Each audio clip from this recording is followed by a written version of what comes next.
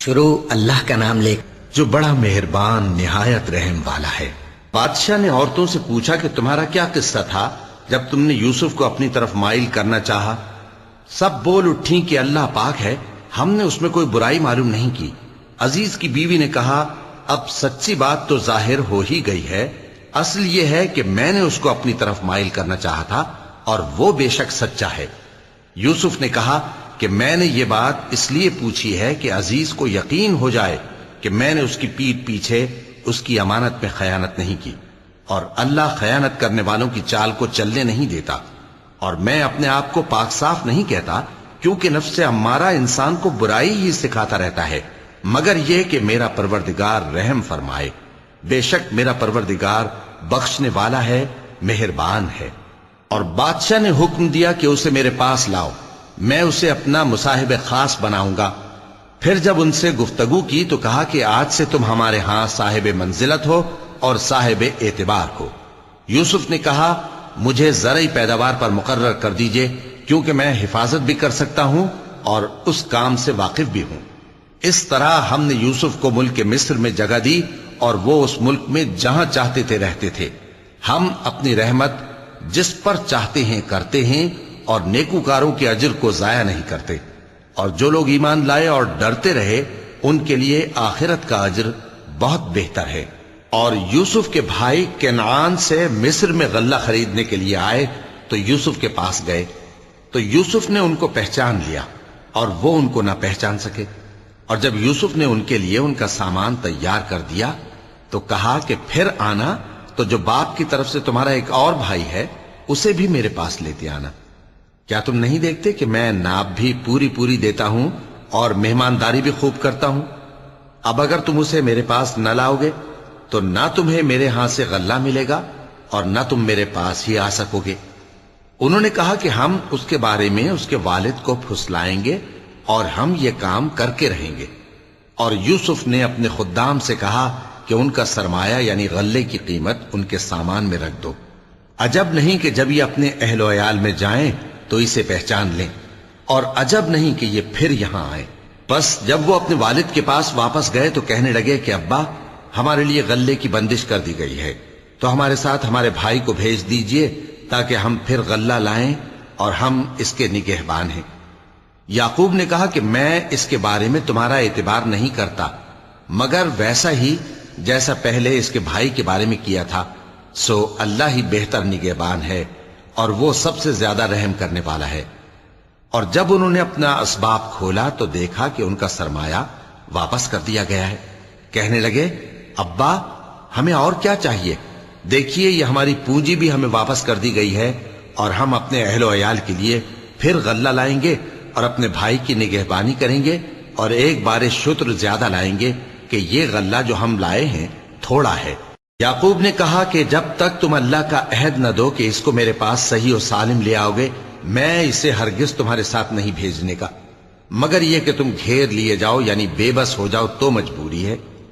پس جب انہوں نے والد کو اپنا قول دیا تو یعقوب نے کہا کہ جو قول و قرار ہم کر رہے ہیں اس کا اللہ ضامن ہے، اور فرمایا کہ اے میرے بیٹو، ایک ہی دروازے سے داخل نہ ہونا بلکہ جدا جدا دروازوں سے داخل ہونا، اور میں اللہ کی تقدیر کو تو تم سے روک نہیں سکتا۔ بے شک حکم اللہ ہی کا ہے، میں اسی پر بھروسہ رکھتا ہوں، اور اہل توکل کو اسی پر بھروسہ رکھنا چاہیے۔ اور جب وہ ان مقامات سے داخل ہوئے جہاں جہاں سے داخل ہونے کے لیے ان کے والد نے ان سے کہا تھا، تو وہ تدبیر اللہ کے حکم کو ذرا بھی ٹال نہیں سکتی تھی۔ ہاں، وہ یعقوب کے دل کی خواہش تھی جو انہوں نے پوری کی تھی، اور بے شک وہ صاحب علم تھے، کیونکہ ہم نے ان کو علم سکھایا تھا، لیکن اکثر لوگ نہیں جانتے۔ اور جب وہ لوگ یوسف کے پاس پہنچے تو یوسف نے اپنے حقیقی بھائی کو اپنے پاس جگہ دی اور کہا کہ میں تمہارا بھائی ہوں، تو جو سلوک یہ ہمارے ساتھ کرتے رہے ہیں اس پر افسوس نہ کرنا۔ پھر جب ان کا اسباب تیار کر دیا تو اپنے بھائی کے تھیلے میں آپ خورا رکھ دیا۔ پھر جب وہ آبادی سے باہر نکل گئے تو ایک پکارنے والے نے آواز دی کہ قافلے والو، تم تو چور ہو۔ وہ ان کی طرف متوجہ ہو کر کہنے لگے کہ تمہاری کیا چیز کھوئی گئی ہے؟ وہ بولے کہ بادشاہ کا کٹورا کھویا گیا ہے، اور جو شخص اس کو لے کے آئے اس کے لیے 1 بار شتر انعام، اور میں اس کا ضامن ہوں۔ وہ کہنے لگے کہ اللہ کی قسم، تم کو معلوم ہے کہ ہم اس ملک میں اس لیے نہیں آئے کہ خرابی کریں اور نہ ہم چوری کیا کرتے ہیں۔ وہ بولے کہ اگر تم جھوٹے نکلے یعنی چوری ثابت ہوئی تو اس کی سزا کیا؟ انہوں نے کہا کہ اس کی سزا یہ کہ جس کے تھیلے میں وہ دستیاب ہو وہی اس کا بدل قرار دیا جائے، ہم ظالموں کو یہی سزا دیا کرتی ہیں۔ پھر یوسف نے اپنے بھائی کے تھیلے سے پہلے ان کے تھیلوں کو دیکھنا شروع کیا، پھر اپنے بھائی کے تھیلے میں سے اس کو نکال لیا۔ اس طرح ہم نے یوسف کے لیے تدبیر کی، ورنہ بادشاہ کے قانون کے مطابق وہ اپنے بھائی کو لے نہیں سکتے تھے مگر یہ کہ اللہ چاہے۔ ہم جس کے چاہتے ہیں درجے بلند کرتے ہیں، اور ہر علم والے سے بڑھ کر ایک بڑا علم والا ہے۔ برادران یوسف نے کہا کہ اگر اس نے چوری کی ہو تو کچھ عجب نہیں کہ اس کے ایک بھائی نے بھی پہلے چوری کی تھی، مگر یوسف نے اس بات کو اپنے دل میں مخفی رکھا اور ان پر ظاہر نہ ہونے دیا، یعنی زیر لب کہا کہ تم بڑے برے ہو اور جو تم بیان کرتے ہو اللہ اسے خوب جانتا ہے۔ وہ کہنے لگے کہ اے عزیز، اس کے والد بہت بوڑھے ہیں اور اس سے بہت محبت رکھتے ہیں، تو اس کو چھوڑ دیجئے اور اس کی جگہ ہم میں سے کسی کو رکھ لیجئے، ہم دیکھتے ہیں کہ آپ احسان کرنے والے ہیں۔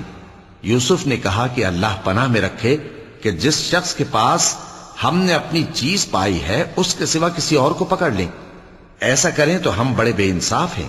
آخر جب وہ اس سے نا امید ہو گئے تو الگ ہو کر صلاح کرنے لگے۔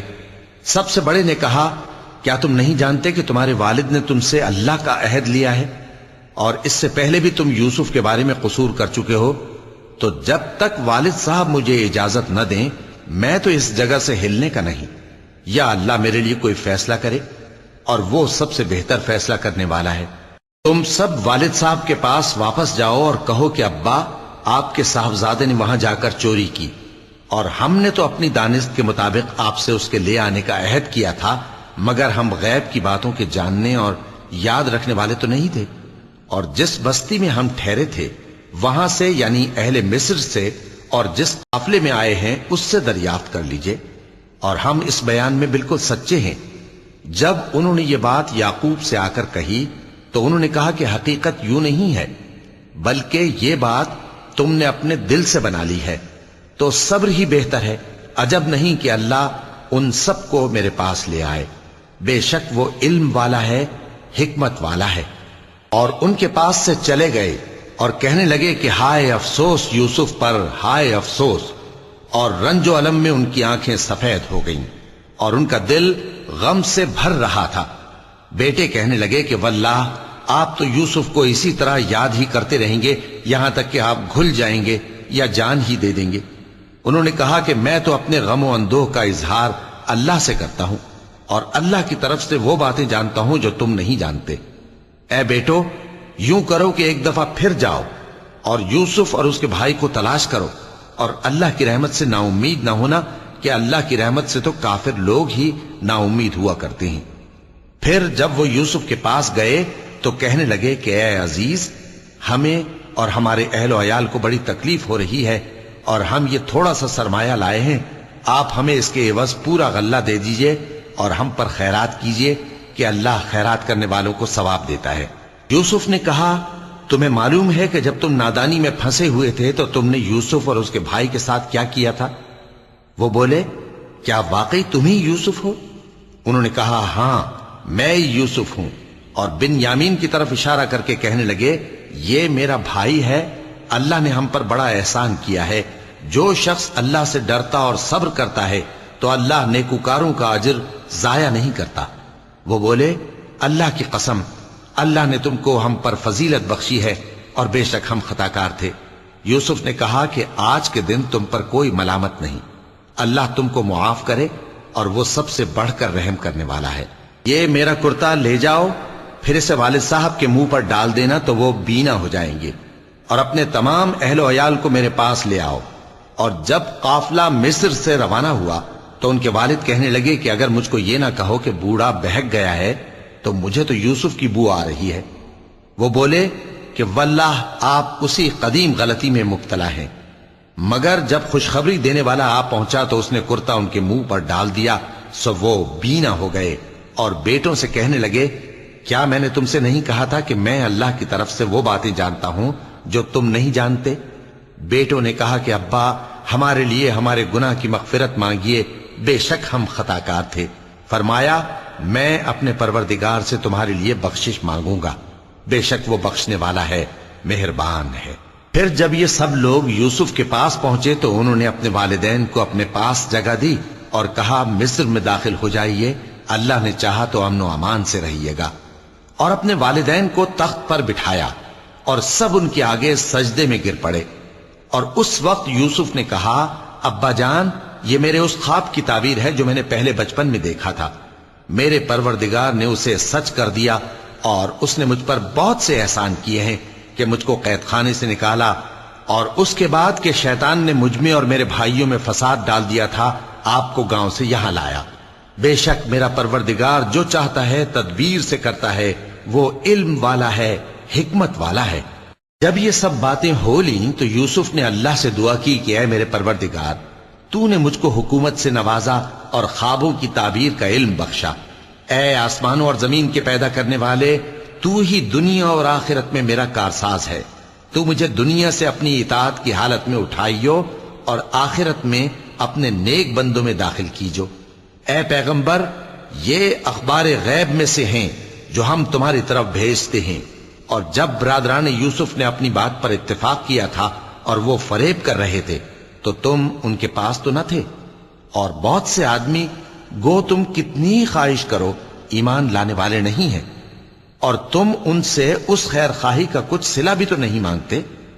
یہ قرآن اور کچھ نہیں تمام جہانوں کے لیے نصیحت ہے، اور آسمان و زمین میں بہت سی نشانیاں ہیں جن پر سے یہ گزرتے ہیں اور ان کو نظر انداز کر دیتے ہیں، اور یہ اکثر اللہ پر ایمان نہیں رکھتے مگر اس کے ساتھ شرک بھی کرتے ہیں۔ تو کیا یہ اس بات سے بے خوف ہیں کہ ان پر اللہ کا عذاب نازل ہو کر ان کو ڈھانپ لے، یا ان پر ناگہاں قیامت آ جائے اور انہیں خبر بھی نہ ہو؟ کہہ دو میرا رستہ تو یہ ہے، میں اللہ کی طرف بلاتا ہوں سمجھ بوجھ کر، میں بھی لوگوں کو اللہ کی طرف بلاتا ہوں اور میرے پیرو بھی، اور اللہ پاک ہے اور میں شرک کرنے والوں میں سے نہیں ہوں۔ اور ہم نے تم سے پہلے بستیوں کے رہنے والوں میں سے مرد ہی بھیجے تھے جن کی طرف ہم وہی بھیجتے تھے۔ کیا ان لوگوں نے ملک میں سیر و سیاحت نہیں کی کہ دیکھ لیتے کہ جو لوگ ان سے پہلے تھے ان کا انجام کیا ہوا؟ اور متقیوں کے لیے آخرت کا گھر بہت اچھا ہے، کیا تم سمجھتے نہیں؟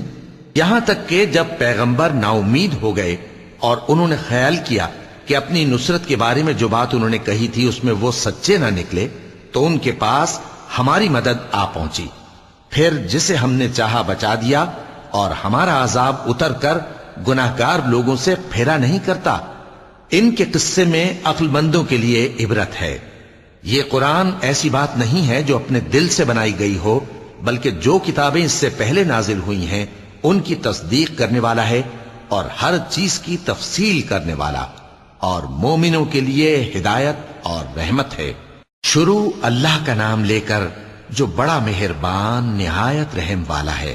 الف لام میم را۔ اے نبی، یہ کتاب الہی کی آیتیں ہیں، اور جو کچھ تمہارے پروردگار کی طرف سے تم پر نازل ہوا ہے حق ہے، لیکن اکثر لوگ ایمان نہیں لاتے۔ اللہ وہی تو ہے جس نے ستونوں کے بغیر آسمان جیسا کہ تم دیکھتے ہو اتنے اونچے بنائے، پھر عرش پر جلوہ افروز ہوا اور سورج اور چاند کو کام میں لگا دیا، ہر ایک میعاد معین تک گردش کر رہا ہے، وہی دنیا کے کاموں کا انتظام کرتا ہے۔ اس طرح وہ اپنی آیتیں کھول کھول کر بیان کرتا ہے کہ تم اپنے پروردگار کے روبرو جانے کا یقین کرو۔ اور وہی ہے جس نے زمین کو پھیلایا اور اس میں پہاڑ اور دریا پیدا کیے اور ہر طرح کے میووں کی دو دو قسمیں بنائیں۔ وہی رات کو دن کا لباس پہناتا ہے، غور کرنے والوں کے لیے اس میں بہت سی نشانیاں ہیں۔ اور زمین میں کئی طرح کے قطعات ہیں ایک دوسرے سے ملے ہوئے، اور انگور کے باغ اور کھیتی اور کھجور کے درخت، بعض کی بہت سی شاخیں ہیں اور بعض کی اتنی نہیں ہوتی، باوجود کہ پانی سب کو ایک ہی ملتا ہے۔ اور ہم بعض میووں کو بعض پر لذت میں فضیلت دیتی ہیں، اور اس میں سمجھنے والوں کے لیے بہت سی نشانیاں ہیں۔ اگر تم عجیب بات سننی چاہو تو کافروں کا یہ کہنا عجیب ہے کہ جب ہم مر کر مٹی ہو جائیں گے تو کیا اثر نو پیدا ہوں گے؟ یہی لوگ ہیں جو اپنے پروردگار سے منکر ہوئے ہیں، اور یہی ہیں جن کی گردنوں میں طوق ہوں گے، اور یہی اہل دوزخ ہیں کہ ہمیشہ اس میں جلتے رہیں گے۔ اور یہ لوگ بھلائی سے پہلے تم سے برائی جلدی سے مانگتے ہیں، یعنی طالب عذاب ہیں، حالانکہ ان سے پہلے عذاب واقع ہو چکے ہیں، اور تمہارا پروردگار لوگوں کو باوجود ان کی بے انصافیوں کے معاف کرنے والا ہے، اور بے شک تمہارا پروردگار سخت عذاب دینے والا ہے۔ اور کافر لوگ کہتے ہیں کہ اس پیغمبر پر اس کے پروردگار کی طرف سے کوئی نشانی کیوں نازل نہیں ہوئی؟ اے نبی، تم تو صرف خبردار کرنے والے ہو، اور ہر ایک قوم کے لیے رہنما ہوا کرتا ہے۔ اللہ ہی اس بچے سے واقف ہے جو عورت کے پیٹ میں ہوتا ہے، اور وہی پیٹ کے سکڑنے اور بڑھنے سے بھی واقف ہے، اور ہر چیز کا اس کے ہاں ایک اندازہ مقرر ہے۔ وہ چھپی اور ظاہر چیزوں کا جاننے والا ہے، سب سے بزرگ ہے، عالی رتبہ ہے۔ کوئی تم میں سے چپکے سے بات کہے یا پکار کر، یا رات کو کہیں چھپ جائے یا دن کی روشنی میں کھلم کھلا چلے پھرے، اللہ کے نزدیک برابر ہے۔ اس کے آگے اور پیچھے اللہ کے چوکیدار ہیں جو اللہ کے حکم سے اس کی نگرانی کرتے ہیں۔ اللہ اس نعمت کو جو کسی قوم کو حاصل ہے نہیں بدلتا جب تک کہ وہ اپنی حالت کو نہ بدلے، اور جب اللہ کسی قوم کے ساتھ برائی کا ارادہ کرتا ہے تو وہ پھر نہیں سکتی، اور اللہ کے سوا ان کا کوئی مددگار نہیں ہوتا۔ وہی تو ہے جو تم کو ڈرانے اور امید دلانے کے لیے بجلی دکھاتا اور بھاری بھاری بادل پیدا کرتا ہے، اور رعد اور فرشتے سب اس کے خوف سے اس کی تسبیح و تحمید کرتے رہتے ہیں۔ اور وہی بجلیاں بھیجتا ہے، پھر جس پر چاہتا ہے گرا بھی دیتا ہے، جبکہ وہ اللہ کے بارے میں جھگڑتے ہیں، اور وہ بڑی قوت والا ہے۔ کام کا پکارنا تو اسی کا ہے، اور جن کو یہ لوگ اس کے سوا پکارتے ہیں وہ ان کی پکار کو کسی طرح قبول نہیں کرتے، مگر اس شخص کی طرح جو اپنے دونوں ہاتھ پانی کی طرف پھیلا دے تاکہ دور ہی سے اس کے منہ تک آ پہنچے، حالانکہ وہ اس تک کبھی بھی نہیں آ سکتا۔ اور اسی طرح کافروں کی پکار بیکار ہے۔ اور جتنی مخلوقات آسمانوں اور زمین میں ہے، خوشی سے یا ناخوشی سے اللہ کے آگے سجدہ کرتی ہے، اور ان کے سائے بھی صبح و شام سجدے کرتے ہیں۔ چونکہ آیت سجدہ تلاوت کی گئی ہے، لہذا سامعین پر سجدہ واجب ہے۔ ان سے پوچھو کہ آسمانوں اور زمین کا پروردگار کون ہے؟ تم ہی کہہ دو کہ اللہ۔ ان سے کہو کہ کیا تم نے اللہ کو چھوڑ کر ایسے لوگوں کو کارساز بنایا ہے جو خود اپنے نفع و نقصان کا بھی اختیار نہیں رکھتے؟ کہو کیا اندھا اور آنکھوں والا برابر ہیں، یا اندھیرا اور اجالا برابر ہو سکتا ہے؟ بھلا ان لوگوں نے جن کو اللہ کا شریک مقرر کیا ہے، کیا انہوں نے اللہ کسی مخلوقات پیدا کی ہے جس کے سبب ان کے لیے مخلوقات مشتبہ ہو گئی ہے؟ کہہ دو کہ اللہ ہی ہر چیز کا پیدا کرنے والا ہے، اور وہ یکتا ہے، بڑا زبردست ہے۔ اسی نے آسمان سے مے برسایا، پھر اس سے اپنے اپنے اندازے کے مطابق نالے بہہ نکلے، پھر پانی پر پھولا ہوا جھاگ آ گیا۔ اور جس چیز کو زیور یا کوئی اور سامان بنانے کے لیے آگ میں تپاتے ہیں، اس میں بھی ایسا ہی جھاگ ہوتا ہے۔ اس طرح اللہ حق و باطل کی مثال بیان فرماتا ہے۔ سو جھاگ تو سوکھ کر زائل ہو جاتا ہے، اور پانی جو لوگوں کو فائدہ پہنچاتا ہے وہ زمین میں ٹھہرا رہتا ہے۔ اس طرح اللہ صحیح اور غلط کی مثالیں بیان فرماتا ہے تاکہ تم سمجھو۔ جن لوگوں نے اللہ کے حکم کو قبول کیا ان کی حالت بہت بہتر ہوگی، اور جنہوں نے اس کو قبول نہ کیا، اگر روئے زمین کے سب خزانے ان کے اختیار میں ہوں تو وہ سب کے سب اور ان کے ساتھ اتنے ہی اور نجات کے بدلے میں صرف کر ڈالیں، مگر نجات کہاں؟ ایسے لوگوں کا حساب بھی برا ہوگا، اور ان کا ٹھکانہ بھی دوزخ ہے، اور وہ بری جگہ ہے۔ بھلا جو شخص یہ جانتا ہے کہ جو کچھ تمہارے پروردگار کی طرف سے تم پر نازل ہوا ہے حق ہے، وہ اس شخص کی طرح ہے جو اندھا ہے؟ اور سمجھتے تو وہی ہیں جو عقل مند ہیں، جو اللہ کے عہد کو پورا کرتے ہیں اور قول و قرار کو نہیں توڑتے، اور جن رشتوں کے جوڑے رکھنے کا اللہ نے حکم دیا ان کو جوڑے رکھتے، اور اپنے پروردگار سے ڈرتے رہتے اور برے حساب سے خوف رکھتے ہیں۔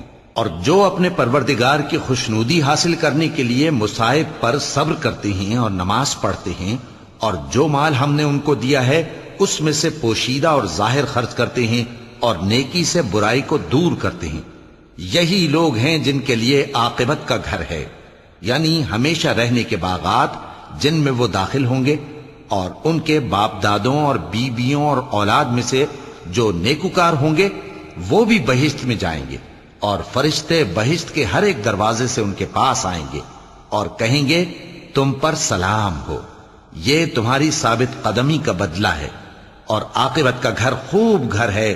اور جو لوگ اللہ سے پختہ عہد کر کے اس کو توڑ ڈالتے اور جن رشتوں کے جوڑے رکھنے کا اللہ نے حکم دیا ہے ان کو قطع کر دیتے اور ملک میں فساد کرتے ہیں، ایسوں پر لعنت ہے اور ان کے لیے برا انجام ہے۔ اللہ جس کا چاہتا ہے رزق فراخ کر دیتا ہے اور جس کا چاہتا ہے تنگ کر دیتا ہے، اور کافر لوگ دنیا کی زندگی پر خوش ہو رہے ہیں، اور دنیا کی زندگی آخرت کے مقابلے میں بہت تھوڑا سامان ہے۔ اور کافر کہتے ہیں کہ اس پیغمبر پر اس کے پروردگار کی طرف سے کوئی نشانی کیوں نازل نہیں ہوئی؟ کہہ دو کہ اللہ جسے چاہتا ہے گمراہ کرتا ہے، اور جو اس کی طرف رجوع ہوتا ہے اس کو اپنی طرف کا رستہ دکھاتا ہے، یعنی ان کو جو ایمان لاتے اور جن کے دل اللہ کی یاد سے آرام پاتے ہیں ان کو۔ اور سن رکھو کہ اللہ کی یاد سے ہی دل آرام پاتے ہیں۔ جو لوگ ایمان لائے اور عمل نیک کیے ان کے لیے خوشحالی اور عمدہ ٹھکانہ ہے۔ جس طرح ہم پہلے پیغمبر بھیجتے رہے ہیں اسی طرح اے نبی ہم نے تم کو اس امت میں جس سے پہلے بہت سی امتیں گزر چکی ہیں بھیجا ہے، تاکہ تم ان کو وہ کتاب جو ہم نے تمہاری طرف بھیجی ہے پڑھ کر سنا دو۔ اور یہ لوگ رحمان کو نہیں مانتے۔ کہہ دو وہی تو میرا پروردگار ہے، اس کے سوا کوئی معبود نہیں، میں اسی پر بھروسہ رکھتا ہوں اور اسی کی طرف رجوع کرتا ہوں۔ اور اگر کوئی قرآن ایسا ہوتا کہ اس کی تاثیر سے پہاڑ چل پڑتے یا زمین پھٹ جاتی یا مردوں سے کلام کر سکتے تو کیا یہ لوگ ایمان لے آتے؟ بات یہ ہے کہ سب باتیں اللہ کے اختیار میں ہیں، تو کیا مومنوں کو اس سے اطمینان نہیں ہوا کہ اگر اللہ چاہتا تو سب لوگوں کو ہدایت کے رستے پر چلا دیتا؟ اور کافروں پر ہمیشہ ان کے اعمال کے بدلے آفت آتی رہے گی یا ان کے مکانات کے قریب نازل ہوتی رہے گی یہاں تک کہ اللہ کا وعدہ آ پہنچے۔ بے شک اللہ وعدہ خلاف نہیں کرتا۔ اور تم سے پہلے بھی رسولوں کے ساتھ تمسخر ہوتے رہے ہیں، تو میں نے کافروں کو مہلت دی، پھر میں نے ان کو پکڑ لیا، سو دیکھ لو کہ میرا عذاب کیسا رہا۔ تو کیا وہ جو ہر شخص کے اعمال کا نگراں و نگہبان ہے وہ بتوں کی طرح بے علم و بے خبر ہو سکتا ہے؟ اور ان لوگوں نے اللہ کے شریک مقرر کر رکھے ہیں، ان سے کہو کہ ذرا ان کے نام تو لو۔ کیا تم اسے ایسی چیزیں بتاتے ہو جو روئے زمین پر ہیں اور اسے معلوم نہیں، یا تم لوگ محض سطحی بات کی تقلید کرتے ہو؟ اصل یہ ہے کہ کافروں کو ان کے فریب خوبصورت معلوم ہوتے ہیں اور وہ ہدایت کے رستے سے روک لیے گئے ہیں، اور جسے اللہ گمراہ رہنے دے اسے کوئی ہدایت کرنے والا نہیں۔ ان کو دنیا کی زندگی میں بھی عذاب ہے اور آخرت کا عذاب تو بہت ہی سخت ہے، اور ان کو اللہ کے عذاب سے کوئی بھی بچانے والا نہیں۔ جس جنت کا پرہیزگاروں سے وعدہ کیا گیا ہے اس کی شان یہ ہے کہ اس کے نیچے نہریں بہہ رہی ہیں، اس کے پھل ہمیشہ باقی رہنے والے ہیں اور اس کے سائے بھی۔ یہ ان لوگوں کا انجام ہے جو متقی ہیں، اور کافروں کا انجام دوزخ ہے۔ اور جن لوگوں کو ہم نے کتاب دی ہے وہ اس کتاب سے جو تم پر نازل ہوئی ہے خوش ہوتی ہیں، اور بعض فرقے اس کی بعض باتیں نہیں بھی مانتے۔ کہہ دو کہ مجھ کو یہی حکم ہوا ہے کہ اللہ ہی کی عبادت کروں اور اس کے ساتھ کسی کو شریک نہ بناؤں، میں اسی کی طرف بلاتا ہوں اور اسی کی طرف مجھے لوٹنا ہے۔ اور اسی طرح ہم نے اس قرآن کو عربی زبان کا فرمان بنا کر نازل کیا ہے، اور اگر تم علم آ جانے کے بعد ان لوگوں کی خواہشوں کے پیچھے چلو گے تو اللہ کے سامنے کوئی نہ تمہارا مددگار ہوگا اور نہ کوئی بچانے والا۔ اور اے نبی ہم نے تم سے پہلے بھی پیغمبر بھیجے تھے اور ان کو بیویاں اور اولاد بھی دی تھیں، اور کسی پیغمبر کے اختیار کی بات نہ تھی کہ اللہ کے حکم کے بغیر کوئی نشانی لے آتا۔ ہر حکم قضا کتاب میں لکھا ہوا ہے۔ اللہ جس چیز کو چاہتا ہے مٹا دیتا ہے اور جس کو چاہتا ہے باقی رکھتا ہے، اور اسی کے پاس اصل کتاب ہے۔ اور اگر ہم کوئی عذاب جس کا ان لوگوں سے وعدہ کرتے ہیں تمہیں دکھائیں، یعنی تمہارے روبرو ان پر نازل کریں، یا تمہاری مدت حیات پوری کر دیں، یعنی تمہارے انتقال کے بعد عذاب بھیجیں، تو تمہارا کام ہمارے احکام کا پہنچا دینا ہے اور ہمارا کام حساب لینا ہے۔ کیا انہوں نے نہیں دیکھا کہ ہم زمین کو اس کے کناروں سے گھٹاتے چلے آ رہے ہیں؟ اور اللہ جیسا چاہتا ہے حکم کرتا ہے، کوئی اس کے حکم کا رد کرنے والا نہیں، اور وہ جلد حساب لینے والا ہے۔ جو لوگ ان سے پہلے تھے وہ بھی بہتیری تدبیریں کرتے رہے ہیں، سو تدبیر تو سب اللہ ہی کی ہوتی ہے۔ ہر شخص جو کچھ کر رہا ہے اللہ اسے جانتا ہے، اور کافر جلد معلوم کر لیں گے کہ آخرت میں اچھا انجام کس کے لیے ہوتا ہے۔ اور کافر لوگ کہتے ہیں کہ تم پیغمبر نہیں ہو، کہہ دو کہ میرے اور تمہارے درمیان اللہ اور وہ شخص جس کے پاس کتاب آسمانی کا علم ہے بطور گواہ کافی ہے۔ شروع اللہ کا نام لے کر جو بڑا مہربان نہایت رحم والا ہے۔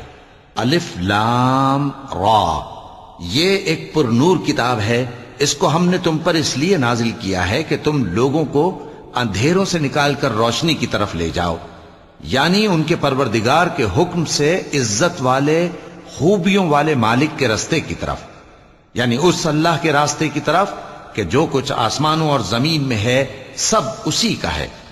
اور ان کافروں کے لیے عذاب شدید کی وجہ سے تباہی اور بربادی مقدر ہے، جو آخرت کے مقابلے میں دنیاوی زندگی کو پسند کرتے اور لوگوں کو اللہ کے راستے سے روکتے اور اس میں کجی چاہتے ہیں۔ یہ لوگ بڑے دور کی گمراہی میں ہیں، اور ہم نے کوئی پیغمبر نہیں بھیجا مگر وہ اپنی قوم کی زبان بولتا تھا تاکہ انہیں احکام الہی کھول کھول کر بتا دے۔ پھر اللہ جسے چاہتا ہے گمراہ رہنے دیتا ہے اور جسے چاہتا ہے ہدایت دیتا ہے، اور وہ غالب ہے، حکمت والا ہے۔ اور ہم نے موسیٰ کو اپنی نشانیاں دے کر بھیجا کہ اپنی قوم کو تاریکیوں سے نکال کر روشنی میں لے جاؤ، اور ان کو اللہ کے دن یاد دلاؤ، اور اس میں ان لوگوں کے لیے جو صابر و شاکر ہیں نشانیاں ہیں۔ اور جب موسیٰ نے اپنی قوم سے کہا کہ اللہ نے جو تم پر مہربانیاں کی ہیں ان کو یاد کرو، جبکہ اس نے تم کو فرعون کی قوم سے رہائی بخشی، وہ لوگ تمہیں برے برے عذاب دیتے تھے اور تمہارے بیٹوں کو مار ڈالتے تھے اور تمہاری لڑکیوں کو زندہ رہنے دیتے تھے، اور اس میں تمہارے پروردگار کی طرف سے بڑی آزمائش تھی۔ اور جب تمہارے پروردگار نے تم کو آگاہ کیا کہ اگر شکر کرو گے تو میں تمہیں زیادہ دوں گا، اور اگر ناشکری کرو گے تو یاد رکھو کہ میرا عذاب بھی سخت ہے۔ اور موسیٰ نے صاف صاف کہہ دیا کہ اگر تم اور جتنے اور لوگ زمین میں ہیں سب کے سب ناشکری کرو تو بھی اللہ بے نیاز ہے، قابل تعریف ہے۔ بھلا تم کو ان لوگوں کے حالات کی خبر نہیں پہنچی جو تم سے پہلے تھے، یعنی نوح اور عاد اور سمود کی قوم اور جو ان کے بعد تھے، جن کا علم اللہ کے سوا کسی کو نہیں۔ جب ان کے پاس ان کے پیغمبر نشانیاں لے کر آئے تو انہوں نے اپنے ہاتھ ان کے منہوں پر رکھ دیے کہ خاموش رہو، اور کہنے لگے کہ ہم تو تمہاری رسالت کو تسلیم نہیں کرتے، اور جس چیز کی طرف تم ہمیں بلاتے ہو ہم کو اس میں بھاری شک ہے۔ ان کے پیغمبروں نے کہا کیا تم کو اللہ کے بارے میں شک ہے جو آسمانوں اور زمین کا پیدا کرنے والا ہے؟ وہ تمہیں اس لیے بلاتا ہے کہ تمہارے گناہ بخشے اور ایک مدت مقرر تک تم کو مہلت دے۔ وہ بولے کہ تم تو ہمارے ہی جیسے آدمی ہو، تمہارا یہ منشا ہے کہ جن چیزوں کو ہمارے بڑے پوجتے رہے ہیں ان کے پوجنے سے تم ہمیں روک دو، تو اچھا کوئی کھلی دلیل لاؤ، یعنی معجزہ دکھاؤ۔ پیغمبروں نے ان سے کہا کہ ہاں ہم تمہارے ہی جیسے آدمی ہیں، لیکن اللہ اپنے بندوں میں سے جس پر چاہتا ہے نبوت کا احسان کرتا ہے، اور ہمارے اختیار کی بات نہیں کہ ہم اللہ کے حکم کے بغیر تم کو تمہاری فرمائش کے مطابق معجزہ دکھائیں۔ اور اللہ ہی پر مومنوں کو تو بھروسہ رکھنا چاہیے، اور ہم کیوں اللہ پر بھروسہ نہ رکھیں حالانکہ اس نے ہم کو ہمارے دین کے سیدھے رستے بتائے ہیں، اور جو تکلیفیں تم ہم کو دیتے ہو اس پر ہم صبر کریں گے، اور اہل توکل کو تو اللہ ہی پر بھروسہ رکھنا چاہیے۔ اور جو کافر تھے انہوں نے اپنے پیغمبروں سے کہا کہ یا تو ہم تم کو اپنے ملک سے باہر نکال دیں گے یا تم ہمارے مذہب میں واپس آ جاؤ۔ پس ان کے پروردگار نے ان کی طرف وحی بھیجی کہ ہم ظالموں کو ہلاک کر دیں گے اور ان کے بعد تم کو اس زمین میں آباد کر دیں گے۔ یہ اس شخص کے لیے ہے جو قیامت کے روز میرے سامنے کھڑے ہونے سے ڈرے اور میرے عذاب سے خوف کرے۔ اور پیغمبروں نے اللہ سے فتح چاہی اور ہر سرکش ضدی نامراد رہ گیا۔ اس کے پیچھے دوزخ ہے اور اسے پیپ والا پانی پلایا جائے گا، وہ اس کو گھونٹ گھونٹ کر کے پیے گا اور گلے سے نہیں اتار سکے گا، اور ہر طرف سے اسے موت آ رہی ہوگی مگر وہ مرنے میں نہیں آئے گا، اور اس کے بعد سخت عذاب ہوگا۔ جن لوگوں نے اپنے پروردگار سے کفر کیا ان کے اعمال کی مثال راکھ کی سی ہے کہ آندھی کے دن اس پر زور کی ہوا چلے جو اسے اڑا لے جائے۔ اسی طرح جو کام وہ کرتے رہے ان پر ان کو کچھ قابو نہ ہوگا۔ یہی تو پرلے سرے کی گمراہی ہے۔ کیا تم نے نہیں دیکھا کہ اللہ نے آسمانوں اور زمین کو تدبیر سے پیدا کیا ہے؟ اگر وہ چاہے تو تم کو نابود کر دے اور تمہاری جگہ نئی مخلوق پیدا کر دے، اور یہ اللہ کو کچھ بھی مشکل نہیں۔ اور قیامت کے دن سب لوگ اللہ کے سامنے کھڑے ہوں گے تو غریب پیروکار بڑے بن بیٹھنے والوں سے کہیں گے کہ ہم تو تمہارے پیرو تھے، کیا تم اللہ کا کچھ عذاب ہم پر سے دفع کر سکتے ہو؟ وہ کہیں گے کہ اگر اللہ ہم کو ہدایت کرتا تو ہم تم کو ہدایت کرتے۔ اب ہم گھبراہٹ ظاہر کریں یا صبر کریں ہمارے حق میں برابر ہے، کوئی جگہ رہائی کی ہمارے لیے نہیں ہے۔ اور جب حساب کتاب کا کام فیصل ہو چکے گا تو شیطان کہے گا جو وعدہ اللہ نے تم سے کیا تھا وہ تو سچا تھا، اور جو وعدہ میں نے تم سے کیا تھا وہ جھوٹا تھا، اور میرا تم پر کسی طرح کا زور نہیں تھا۔ ہاں، میں نے تم کو گمراہی اور باطل کی طرف بلایا تو تم نے جلدی سے اور بے دلیل میرا کہنا مان لیا۔ تو آج مجھے ملامت نہ کرو، اپنے آپ ہی کو ملامت کرو۔ نہ میں تمہاری فریاد رسی کر سکتا ہوں اور نہ تم میری فریاد رسی کر سکتے ہو۔ میں اس بات سے انکار کرتا ہوں کہ تم پہلے مجھے شریک بناتے تھے۔ بے شک جو ظالم ہیں ان کے لیے درد دینے والا عذاب ہے۔ اور جو ایمان لائے اور عمل نیک کرتے رہے وہ بہشتوں میں داخل کیے جائیں گے جن کے نیچے نہریں بہہ رہی ہیں۔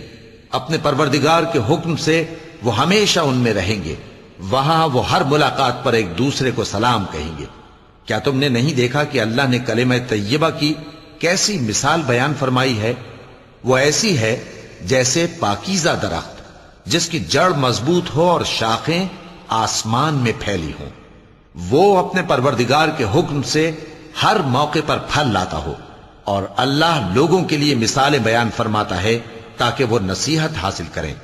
اور ناپاک بات یعنی غلط عقیدے کی مثال ناپاک درخت کی سی ہے کہ وہ زمین کے اوپر ہی سے اکھیڑ کر پھینک دیا جائے، اس کو ذرا بھی قرار و ثبات نہیں۔